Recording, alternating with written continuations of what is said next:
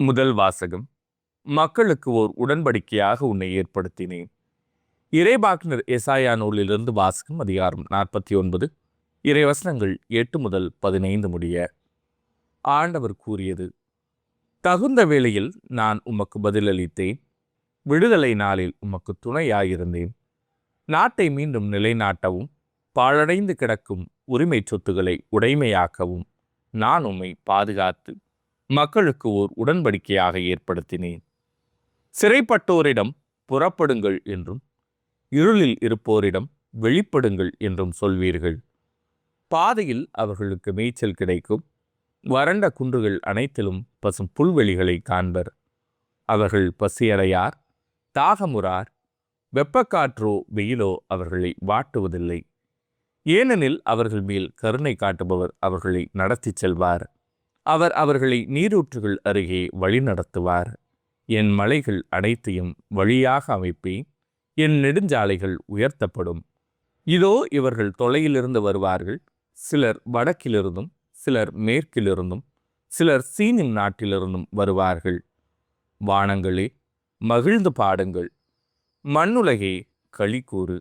மலைகளே, அக்களித்து ஆர்ப்பரியுங்கள். ஆண்டவர் தம் மக்களுக்கு ஆறுதல் அளித்துள்ளார். சிறுமையுற்ற தம் மக்கள் மீது இரக்கம் காட்டியுள்ளார். சீயோனோ, ஆண்டவர் என்னை கை நெகிழ்ந்து விட்டார், என் தலைவர் என்னை மறந்து விட்டார் என்கிறாள். பால் குடிக்கும் தன் மகவை தாய் மறப்பாளோ? கருத்தாங்கினவள் தன் பிள்ளை மீது இரக்கம் காட்டாதிருப்பாளோ? இவர்கள் மறந்திடனும் நான் உன்னை மறக்கவே மாட்டேன். இது ஆண்டவரின் அருள்வாக்கு. இறைவா, உமக்கு நன்றி. பதிலுரை பாடல். ஆண்டவர் இரக்கமும் கனிவும் உடையவர்.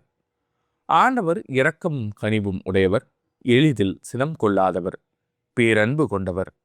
ஆண்டவர் எல்லாருக்கும் நன்மை செய்பவர். தாம் உண்டாக்கிய அனைத்தின் மீதும் இரக்கம் காட்டுபவர்.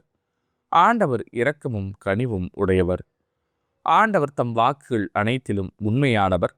தம் செயல்கள் அனைத்திலும் தூய்மையானவர். தடுக்கி விழும் யாவரையும் ஆண்டவர் தாங்குகின்றார்.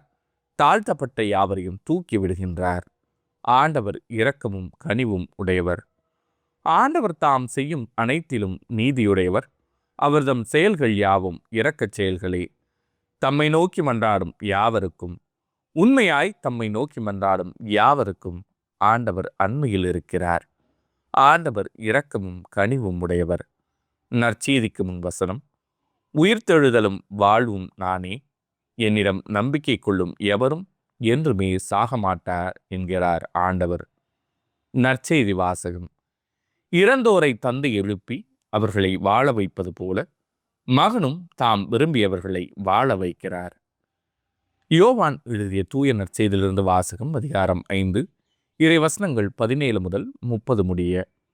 அக்காலத்தில் இயேசு யூதர்களிடம், என் தந்தை இன்றும் செயலாற்றுகிறார், நானும் செயலாற்றுகிறேன் என்றார். இவ்வாறு அவர் ஓய்வு நாள் சட்டத்தை மீறியதோடு நில்லாமல் கடவுளை தம் சொந்த தந்தை என்று கூறி தம்மையே கடவுளுக்கு இணையாக்கியதால் யூதர்கள் அவரை கொல்ல இன்னும் மிகுந்த முயற்சி செய்தார்கள். இயேசு அவர்களை பார்த்து கூறியது: மகன் தாமாக எதையும் செய்ய இயலாது. தந்தையிடம் தாம் காணும் செயல்களையே செய்ய இயலும். தந்தை செய்பவற்றை மகனும் அவ்வாறே செய்கிறார் என நான் உறுதியாக உங்களுக்கு சொல்கிறேன். தந்தை மகன் மேல் அன்பு கொண்டு தாம் செய்யும் அனைத்தையும் அவருக்கு காட்டுகிறார். இவற்றை விட பெரிய செயல்களையும் அவருக்கு காட்டுவார். நீங்களும் வியப்புறுவீர்கள். தந்தை இறந்தோரை எழுப்பி அவர்களை வாழ வைப்பது போல மகனும் தாம் விரும்பியவர்களை வாழ வைக்கிறார். தந்தை யாருக்கும் தீர்ப்பு அளிப்பதில்லை. தமக்கு எல்லாரும் மதிப்பு கொடுப்பது போல மகனுக்கும் மதிப்பு கொடுக்க வேண்டுமென தீர்ப்பு அளிக்கும் அதிகாரம் முழுவதையும் அவர் மகனுக்கு அளித்துள்ளார்.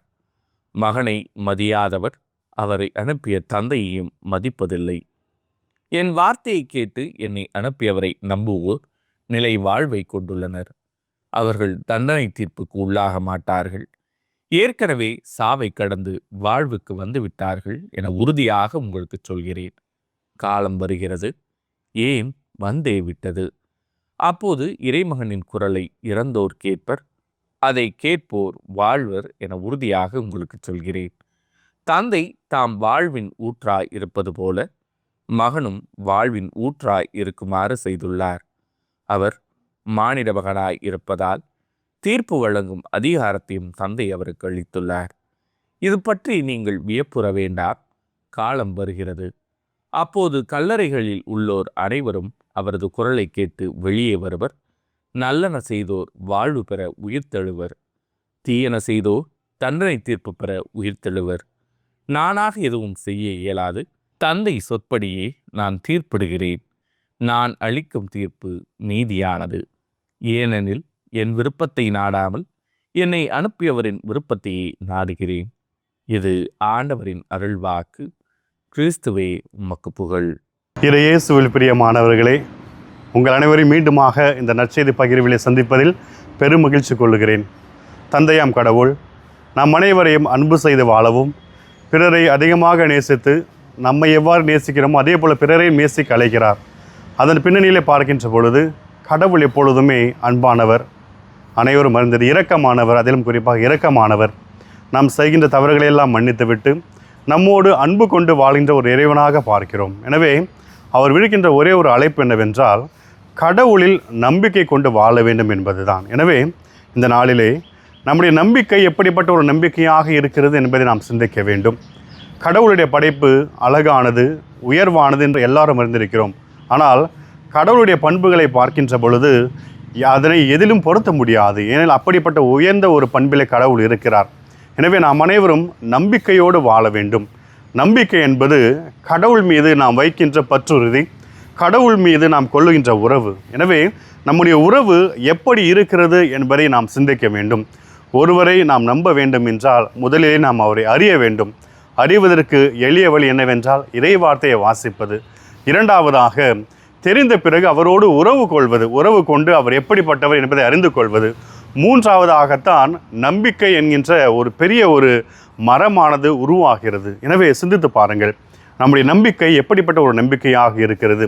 நம்முடைய வாழ்விலே எது வந்தாலும் சந்திக்கக்கூடிய அளவுக்கு நம்மிடம் துணிச்சல் இருக்கிறதா, நம்மிடம் பற்றுறுதி இருக்கிறதா, கடவுள் என்னை எக்காலம் பாதுகாப்பார், இனி வருகின்ற காலங்களில் பாதுகாத்து கொண்டே இருப்பார் என்கின்ற ஒரு நம்பிக்கை நம்மிடம் இருக்கிறதா என்பதை சிந்தித்து பாருங்கள். கடவுளை நம்புகின்றவனுக்கு எதுவும் குறைவுபடாது.